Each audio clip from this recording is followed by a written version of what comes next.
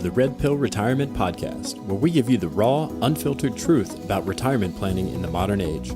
Pensions and 401ks are quickly becoming a thing of the past, so we're here to share resources and recommendations that will help you create the retirement lifestyle you've always dreamed of. If you're ready to take control of your financial future, we're here to help. Let's get started. In this episode of the Red Pill Retirement Podcast, Ian and I discuss how to predict and plan for a worst-case scenario, getting laid off from your job. We're not here to hype up some kind of doomsday scenario, but the fact of the matter is layoffs can happen at any time, to any person, for any number of reasons. And the scary part is that a lot of those reasons are outside of our control. So today, we're talking about how you can proactively identify and plan for a potential layoff so that you and your family are prepared to weather the storm both emotionally and financially. This episode is full of actionable advice, so I recommend that you get something to write with because you're going to want to take notes. As always, I'll be back on the other side of the conversation to tie up any loose ends. So without further ado, let's dive into my conversation with Ian. Hey everyone, welcome back to the show. My name is James Sowers and I am joined once again by Mr. Ian Bond. Ian, it looks beautiful in the background there today. How are things going on your end? Bright and sunny here in the Middle East. James, great to see you. Looks the same right behind you. The wall is the same color. Yeah, well, that's the home office for you. I mean, the weather is not as nice here in Cleveland, although today, I think it's in the 70s or 80s, which is unseasonably cold for this time of year. Yeah, so no kidding. Getting outside and enjoying it as much as we can. Unfortunately, the topic we're talking about today isn't all that enjoyable, but we are going to kind of take a little bit of a nuanced spin to it to kind of make it a positive experience for the folks listening at home. So we're going to talk about a very unpleasant experience in getting laid off and how you can predict that, how you can look for some warning signs, and how you can, more importantly, have a plan so that you are prepared in the event of a layoff to continue to generate income and support yourself and possibly your family if you have one indefinitely. So we're going to talk about that today. Maybe the best place to start is, I think, everybody has a story of someone in their personal network, whether it's a family member or a friend, who got laid off unexpectedly and didn't have a plan, and they suffered through it for a few months. So I'm guessing you have a similar story. Do you have something that you wanted to share with us today to kind of illustrate the point? I think that these things fall into a couple of buckets, right? One is the totally unforeseen circumstance where maybe there's a turn in the economy and there's a downsizing, something happens in your management chain. We're talking now about employees as opposed to career professionals. And then the other one's the black swan event, which is, kind of a financial crisis. I've got a good friend, for example, that had a blowout with his boss in the mid-2000s and didn't like kind of ethically and morally the way things were being handled. And he was told to stay home. Living in New York City, in less than a year, he pretty much exhausted kind of the pile of savings that he had, kind of the liquid savings. He didn't go in and liquidate things. It was lucky because the markets were quite good back in, this was 2005. Markets were quite good, was able to get employed, fairly quickly, call it 10 months. And, averted having to sell real estate at a bargain and things like that. But I think that that's now a situation like that where a career professional in their maybe late 40s at that time, can find a job. I think you got to plan for a year to a year and a half, and you better have your finances screwed down. So that would be the one that's away from kind of the cataclysmic financial crisis. I know people going back to the dot-com crisis that got laid off or industries changed. And we all know people that in the financial crisis that had problems. Now we're, looking at a, kind of an economy that's been expanding since, March of 2009. So we're 9.5 years. I don't think there are any credible strategists or economists on Wall Street that think that there's going to be a recession in 2019. But when is optimism going to peak and roll over, and when will people scale back? Or could you go through a merger and see the consequences of a merger and have a downsizing? There's a lot of reasons to be cautious, kind of all the time. And we're getting to be, and I don't want to be a doomsayer, and I'm not a doomsayer, but we are getting to be late in the economic expansion. Yeah. And, I think that there are a couple of important points that I want to hammer home. One is, the more skilled you are, the more experienced you are, the more seasoned you are, and the higher up you are inside of an organization, the harder it is once you get laid off to find a similar position somewhere else, right? Like the number of positions available are few and far between compared to when you were just a mid-level manager or something like that. So if you're someone listening at home and you're in that position, you should be especially concerned about a layoff, because it's going to take you that year and a half to find a comparable position, or you're going to have to settle for less, which is never where you want to be. The other thing that came to mind while you were talking there is, a lot of people think that when you get laid off or fired, like that's a performance issue or something like you illustrated where it's like a conflict of opinion. But that's not always the case. There are many reasons outside of your control that you can get laid off and find yourself suddenly looking for a job unexpectedly. And there's nothing you can do about it. Market forces, acquisitions, and mergers, those things can all result in layoffs. And you might not even see it coming. So that's kind of like why we're even having this conversation today, because again, not to be a doomsayer, but the fact of the matter is this can happen to anybody at any time, and you might not necessarily know that it's right around the corner. No, I think you're, spot on. In fact, the number of people that don't have a gap on their resume now that have been, kind of in the game for 20 or 25 years or more, I mean, they're few and far between. And there's a story. Usually it's a merger or, kind of the financial crisis. Everyone understands that there was no one in control. There were financial institutions, industrial institutions that no longer exist or are much skinnier today than they were then. So I think you're right, and you have to be prepared for it. And there are things you could do, whether you have a kind of a view that it's something that can happen quickly, or if you want to think about it longer term. Yeah, and I think this sets us up for the transition here, because you mentioned the last recession and how a lot of people are still wearing the scars from getting laid off or getting fired or getting downsized during that period because of those rough economic times. And those same people are sitting there and saying, I never want to go through this again. I never want to be caught unaware. I never want to be unprepared. So they are taking steps to have kind of a safety net. And they're doing that a lot of times through entrepreneurship. And I know that you have some folks in your community that join that. We're going to get into some specific examples, but maybe where we should start before we do that is what are some of the warning signs? What are some of the red flags that people should be looking for if they're in a traditional employment setting to know that, hey, there is maybe some fluctuation going on. There is some volatility going on, and I could be subject to that. I'm not sure if I am, but I need to start thinking about this now. Sure. I think the one that we mentioned earlier is that, look, from just a macro point of view, you've got a very optimistic economy right now. And by the way, the rest of the world's not that optimistic right now. So, is the United States economy going to pull up the rest of the globe, or is the United States going to revert to where the rest of the globe is? Because the rest of the globe isn't that buoyant. That's one. Secondly, everyone is got their own idiosyncratic issues with regards to the industry they're in. If their industry is subject to kind of all of the changes that we've talked about, and I'll say it again, there's been more change in terms of technology in the last decade than there has been in the prior 10 decades. That's what the technologists are saying. If you're in an industry where there's that kind of change going on, you better be kind of have your ears and eyes open. And then thirdly, internally, whenever there's a change in leadership, if your division's underperforming, if your boss is in a tight situation with his boss, if the CEO gets swapped out for a new CEO, it's dominoes, man. It's, again, it may not be you. If it's you, you know it, okay? You know who you are. If you're listening to this and you're in a car or at the gym or something, you know who you are. But those are the bigger picture words I think that you have to be aware of. Yeah, so some of the things I heard in there are emerging technologies that might replace things that were previously done by people or teams of people, consolidation, any kind of volatility in personal relationships above you, kind of in the org chart.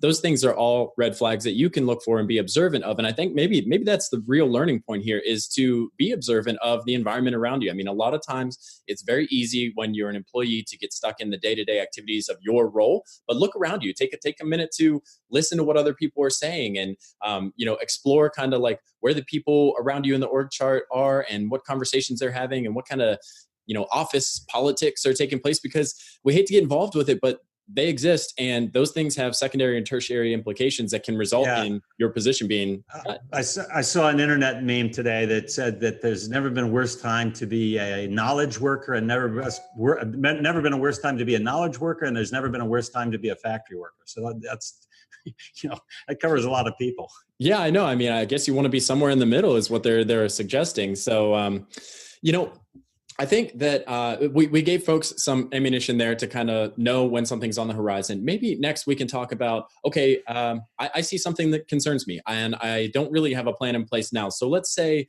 maybe two situations. I see signs that indicate that I'm facing a layoff short term in the next few weeks to few months, right? 6-month outline or something, or outlook, something like that. And then the other situation would be long-term, like, hey, I see things that make me uneasy. Maybe they're talking merger and acquisition with another company. And I think that within the next 12 years, if that happens, I could get laid off. So what do those two scenarios look like for somebody who is trying to prepare for the undesirable outcome of being laid off? I think that, let me just say that, I see a lot of stuff in the, kind of the personal finance world that says that you need to have 3 months of savings in order to tide you over. And I think that that's woefully underestimates what you need to have. And I think you need to have a year plus. And I think you need to have a disaster plan where you can lower your overhead and stretch that year into even more. Now, if you think something's going to happen in the next 90 days, I don't think I can help you. Okay. I mean, I give up. Stockpile cash, go slow on repaying any major debts. Certainly, if you have a chance to get liquid on something, do it. If it's that quick, there's not a whole lot you can do. If it's 90 days, even 6 months for that matter. Now, if it's kind of the talk, kind of longer term, over a year, maybe a couple of years, you're more worried about a macro event like the economy or a financial crisis, or there's an ongoing shift in your industry. I think there are several things you can do there. We have a concept of most valuable employee. And that the whole concept of being a most valuable employee, there are just a ton of things you can do there. Network within your company, within different divisions. Be the one that crosses across your institution and is known to be somebody that's easy to deal with. That helps your credibility inside your division and your currency with your boss. Do things and be a thought leader outside your firm. Okay, partner up with somebody. Look, the whole world is crazy about going digital. Find somebody in kind of the technology space that affects your firm and be a thought leader. Write something. Be known for it. Go to conferences. Be the person that represents that kind of initiative at your firm. Get on these key committees. I think that there's wonderful opportunities to raise the your profile outside your firm by being involved in charities. Write a book. Contribute to articles. These are all things that kind of pay off longer term and will either help you keep the job or help you get the next job. But they did take time. These are seeds that have to be planted and you have to cultivate them. But I think that it's something that will bear fruit.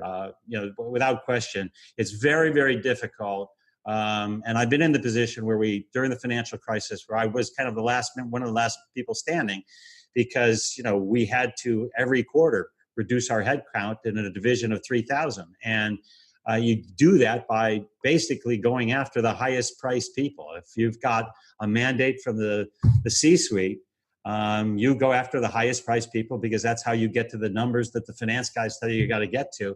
It's really tough to let people go that are thought leaders, that are very public, that navigate within the firm well and have a lot of support in a lot of divisions, all of the things I mentioned. Yeah, and I think a lot of that is just good general advice about professional development. It sounds like make yourself indispensable, continue to learn and develop skills in emerging areas so that, if the environment shifts, you have the knowledge and skills to adapt to that. And you're still a valuable member of the team, because a lot of times some of that networking and, just relationship building can result in somebody knowing that your position is being cut, but finding a landing place for you somewhere else inside of the organization, or making a referral to another company or something like that. So that's just good business practice. Maybe the advice that we're giving today is be intentional and disciplined about doing that now and consistently over time, so that if the time comes for you to have some kind of change in your career, you already have sown those seeds and they are growing, and you have a personal brand and you're an authority in some space, and everybody kind of wants to hire you. Say, all right, well, it sucks for that company over there to let them go. I want them with me. Couldn't agree more. You nailed it squarely on the head. I just want to loop back to what we said at the beginning, which generally it's not your fault. Okay. And so the only antidote for that is to have the disaster plan. Okay. That's to have the cash in the bank, liquid, an alternative, potentially alternative place that you can wait out the storm, and hope that it's only going to be a temporary period of time for you to get on to someplace else. If we do go through another financial crisis and it takes more than a year, it could take up to 2 years, you need to really think about what you might have to do to reinvent yourself. It may be that your industry is going to be reconstituted as something entirely different than what it is today. And that's what happened in the, kind of a lot of industries during the financial crisis. So that's where I think, kind of finding a low cost place to live, doing, alternative education, finding something almost completely different. And we have people in our community that are building, kind of side incomes in order to, cushion the blow so they don't go from 100 cents of income to 0 cents of income. Yeah, and that's where I want to go to next. But before we get into that, what I'd also like to circle back on and go a little deeper on is the expenses side of things. You mentioned that some folks recommend, 3 months of living expenses, and that sounds ridiculously low to me. I've always heard 6 to 9 months, and that's at your current living expenses, so your quality of life doesn't change. And if you cut expenses somewhere, you could extend that to 12 months or longer. Before we hopped on the call recording here, you did mention a couple of areas that make it a little tougher to increase expenses, like marriage and having a family. So did you want to talk about those items here? Well, we were chatting, if you recall, about people who avoided this, and they fall into 3 buckets. And one is no job jiggle. Okay. I have a good friend that was at Lehman Brothers, and a week later he was at Credit Suisse, when Lehman Brothers folded. And he never married, so he never got divorced, and he has no children. And, divorces and children cost money, which, I'm a family man. So, I'm a big believer in family, but they cost money. And the third thing is he was, been healthy, thank goodness. Now, as I mentioned, we have a family member that has had significant healthcare expenses and about to incur more. And because of the job, has got incredible insurance and won't come out of pocket for almost next to nothing, which is just an amazing thing to me. And so I think those 3 things, if you're lucky enough to have avoided a job jiggle, if you have got a good solid marriage and you've got your kids' education funded, that's wonderful. And the one that you have to worry about is health, and that's a wild card for everyone. So make sure you have adequate health insurance for yourself. And that's those are the 3 big things if you can avoid them. But a lot of times those aren't things you can avoid. What you can, obviously do, the 2 big expenses are your housing expense, and the second biggest is transportation, and that's away from your tax bill. So those are the things you can work on. But you have to attack expenses as brutally as you can, as ruthlessly as you can. Yeah, and I like the reason I wanted to circle back on those 3 pillars is because I think they illustrate a lot of the concepts that we've already talked about. So, for example, in the story that you shared, I'm willing to bet that new position, that 1 week job jiggle, the limited time frame on that is because there wasn't a relationship that already existed that he leveraged to get the new position. Spot on. So let me be clear. He left Lehman Brothers, called me the day of the crisis. Later, the phone didn't work. Called me from the office. Later, the phone didn't work. Called me when he went to get a personal BlackBerry. Got picked up at Credit Suisse because his biggest client was not a client of theirs. He was on the institutional desk. Now, I used to have brunch with this guy every Saturday just about every Saturday. And he was on the institutional equity trading desk. And we always joked that he was going to be replaced by an F9 key because everything's going electronic. And so all you'd have to do is hit the F9 key. You wouldn't phone in an order to anybody, okay? And he ultimately was replaced, like all aging institutional equity sales guys are, by a younger guy, okay? You know, younger guys are cheaper. And, you know, his big client ended up going to jail. And, you know, it didn't take 2 years after his biggest client went to jail that he was, happily retired. And I say happily because he had 8 figures in the bank, never having had, had lived on well within his means, and never had a job jiggle, was unmarried, and was fortunate to be healthy. So you're right. He had relationship with a phenomenal client that got him in the door to the next place. Yeah. So that first bucket is all about relationships. The second bucket, look, we're not telling you to not start a family. We're not telling you to not get married. But what we're saying is have a handle on, because a lot of times those result in fixed expenses. Children are fixed expenses. Let's face it. They go to daycare, yes. They have diapers and stuff when they're young. And then when they're older, they have school and sports and everything. So they come with a certain amount of financial burden. And you just need to be prepared for that, because that's stuff typically that you can't cut. In a worst case scenario, you have to take care of your family. So when you're planning out kind of your safety net and your runway, your financial runway in the event of a layoff, you have to consider those things and know what those costs are. And then finally, your health, you need to take care of yourself. Again, that's kind of a wild card, but you need to do everything you can so that there aren't any excuses for you to have an unforeseen health issue in combination with the layoff, because that is catastrophe. And that's something that really nobody can prepare for. But if you are proactive about your health and you take care of yourself over the long term, it shouldn't be much of an issue unless you just get dealt a bad hand by life. And well, what are you going to do there? Yeah, no, let me just come back on the family issue, because I think I've written about this. One of the biggest issues I had when I saw my finances turn was with regards to the expectations that I thought my wife and kids had about the lifestyle we were leading. And I was racked with anxiety because I could see our finances going in the wrong direction. And every time I looked at my wife and kids, I could see their expectations about what our future would look like and what people in our social circle were doing. And I just couldn't make our situation, come together anywhere near what I thought the expectations were. And I carried that around for a really long time, and it was incredibly unhealthy. And so, ultimately I had a conversation with my wife, and we finally got on the same page in a nanosecond. My wife recognized it for what it was, and it was all me. I was an idiot. I should have shared more, and we sorted it out. We worked together as a team, and now, we solved for it. And I carried around all of that anguish needlessly for a long time. So, but you're right. There's not much you can do on the job front. There's some things you can do longer term. On the health front, to a certain extent, you're in charge of your own destiny there, but there's some wild cards there also. Yep. And I love it that you tied it back to family, because at the end of the day, if you do get laid off or you do experience a career transition that's unexpected, your family and your friends, they're still going to love you. You're not a failure. They're here to help. And if you have set a quality or a standard of living that's up here, they're willing to bring that down to make ends meet. I mean, that's what family does. We all come in together and we're going to make it work. So maybe for the last few minutes of the conversation here, we've talked about like what folks can do in the office and what folks can do at home to put themselves in a position where they don't get laid off, to kind of prepare and hope that never happens, and look out for the red flags in the event that it might.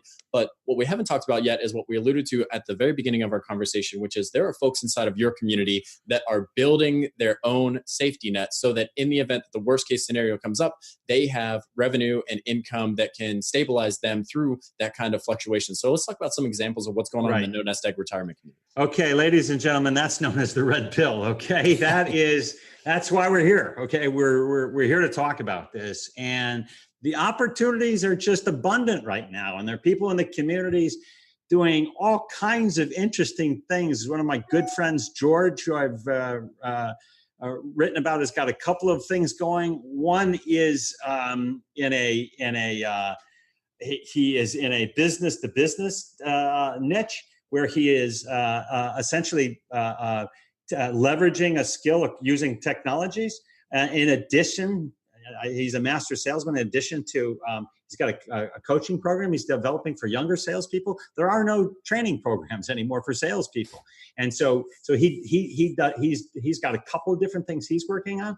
I have other people, a young fellow that I'm counseling, coaching on, who is in doing e-commerce, and he's developing that. And then we have a number of people, and we're going to release some survey results in the next, by about Thanksgiving, because we've done a fairly large survey on how much people are short on their retirement income needs.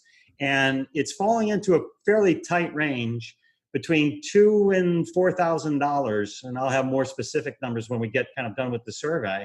But that's not a lot of money. And so we're seeing a lot of people that are very interested in developing freelancing skills and things around where they can, make a bit of money, and around, kind of specific things that they can do for other people.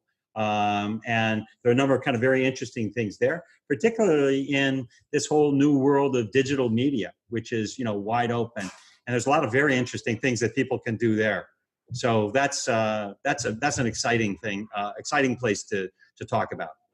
Yeah. And, unfortunately, we don't have enough time today to go deeper into that. But the good news is we are going to talk about your options for kind of establishing that side income while you're still working your job. And they come in 3 buckets that we talked about before. You've got your coaching and consulting, your freelancing, and kind of your e-commerce, you're selling products and goods online. So we're going to go deeper into each one of those in the next 3 episodes. And you'll have all the details and actionable content you need there. But the point here is you don't have to quit your job to start doing any of those 3 options. Right, and you can start generating income now on the side, so that in the event of a layoff, you land on your feet, you have some money coming in, and you can scale that side income up to a full-time thing, or let it sustain you through that layoff period until you find another full-time job and take that and start working again. So the numbers I mentioned are really easy and achievable, but you've got to start. You have to plan for it. I mean, it's something that takes a little bit of runway to get up to full speed, and you absolutely can do it, at nights and weekends. So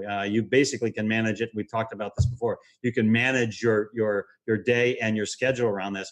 And I know some incredibly busy people that are doing this, and they're able to do it. Now you have to give stuff up. And that stuff is, Game of Thrones and, stuff like that you would think you would have to give up. But you're going to have to make some sacrifices to have that peace of mind. But it's absolutely worth it. It's absolutely doable. And you make that deposit now and it pays forever. Yep. And that's exactly what we're going to get into. Like I said, we're going to go deep into each one of those options. We're going to tell you what you need to get started, some of the sacrifices you need to make, what the potential upside of each one is. So stay tuned for those if that's something you're interested in. But for today, that's going to wrap up our time. Ian, thank you so much for all of your insights and stories. They're always great to hear. We really appreciate it. Thanks, James. I thought it might be a dour session. I thought it might be doom and gloom. I'm glad we came away with, I think, some constructive suggestions for people to think about. Yeah, I don't do dour well, so I try to bring the positivity and optimism. That's just how I go through life. So hopefully the folks at home got that general sense, and that it's not doom and gloom. You just have to take ownership, take responsibility, be disciplined, and have a plan, and you're going to be just fine regardless of what happens. Be alert, man. Be alert. Yep. All right. Thank you so much, Ian. We'll talk to you soon, okay? Thanks, James.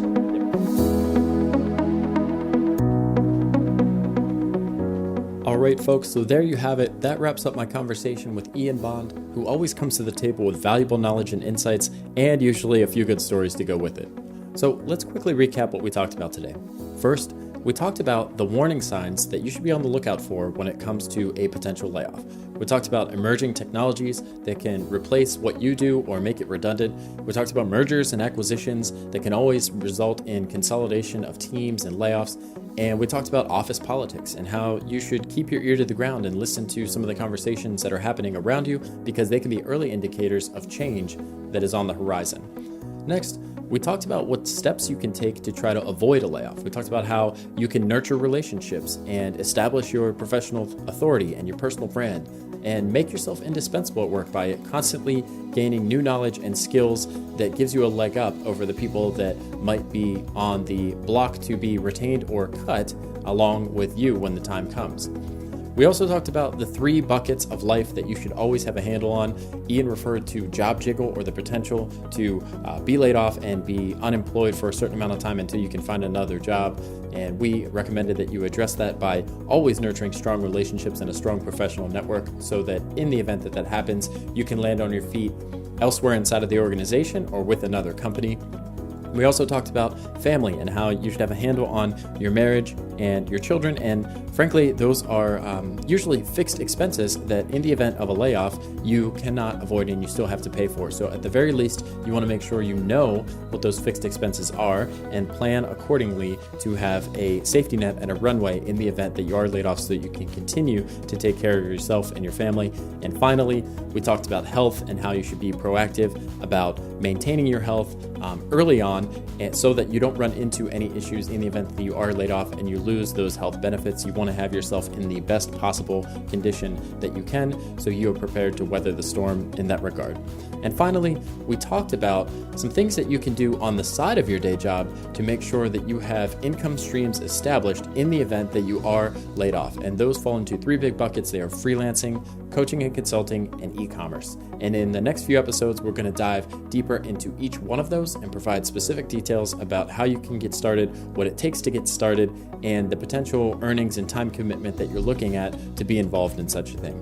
So, as always, we'll link up to any tools or resources we discussed in the show notes, and those are available at redpillretirement.com. I hope you enjoyed our conversation, and if you haven't already, you consider subscribing to the podcast, sharing it with a friend, or leaving us a review in your favorite podcast directory. It helps us reach more people and deliver more value to folks who may not have a high level of confidence in their current retirement plan and are looking for an alternative way to either catch up or get ahead. So until next time, best of luck in all that you do, and we'll look forward to seeing you on the next episode of the Red Pill Retirement Podcast.